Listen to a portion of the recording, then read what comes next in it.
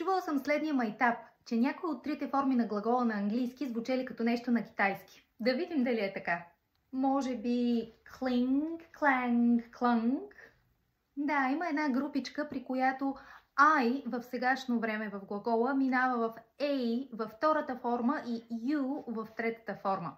Сега ще ви дам още няколко такива, които звучат по подобен начин. И я да видим дали ще отгаднете третата форма на shrink, shrank, shrunk. Точно така. Ами, какво ще кажете за swim? Втора форма? Swam, swum. И последният глагол за днес е spring, sprang, sprung.